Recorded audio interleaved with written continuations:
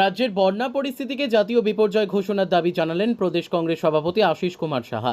বৃহস্পতিবার জয়নগরস্থিত doctor B.R.. Ambedkar স্কুলের শরণার্থী শিবির পরিদর্শনকালে একথা জানিয়েছেন তিনি।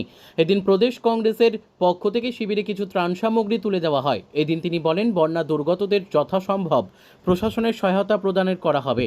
পাশাপাশি তিনি বলেন, রাজ্যের বন্যা পরিস্থিতিকে জাতীয় বিপর্যয় ঘোষণা করে যথাসম্ভব বন্যায় ক্ষতিগ্রস্তদের সাহায্যে রাজ্য সরকার যেন এগিয়ে আসে। তাছাড়া বন্যা পরবর্তীতে তাদের ঘর দুয়ার ঠিক করতে আর্থিক সহায়তা প্রদান করারও দাবি রাখেন তিনি। অপরদিকে তিনি বলেন, ইতিমধ্যেই প্রদেশ কংগ্রেস সভাপতি মল্লিকা অর্জুন খড়গে ও রাহুল গান্ধী তাদের এক্স হ্যান্ডেলে রাজ্যের পরিস্থিতি নিয়ে উদ্বেগ প্রকাশ করেছেন।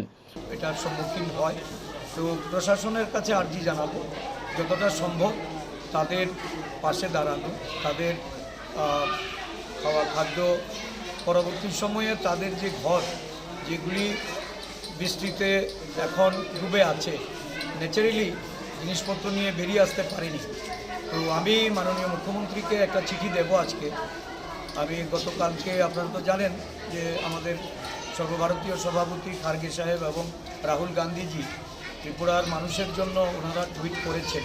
আমি সকালে একটা এন্টায়ার রিপোর্ট পাঠিয়েছি সারা রাজ্যে।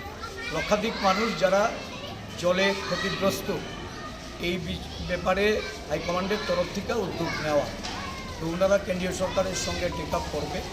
এটাকে বলা যায় যে এই যে বিপর্যয়, এটা মানে জাতীয় বিপর্যয়, এটা ন্যাশনাল ডিজাস্টার হিসাবে ডিক্লেয়ার হওয়া এবং ক্ষতিগ্রস্ত মানুষদের যথাসম্ভব প্রয়োজনীয় আর্থিক সহায়তা প্রদান করা, মানুষের পাশে দাঁড়ানোর জন্য গতকালকেই আমি অ্যাপিল করেছি।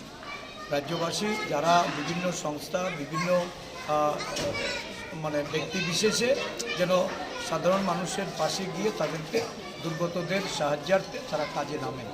তো আজকে ভাবছি যে যেহেতু ওয়েদারটা এখন অনেকটা ফ্রেন্ডলি, বেরোবো সারা রাজ্যে, যেখানে যেখানে সম্ভব আমি খোঁজখবর নিচ্ছি, যাওয়ার চেষ্টা।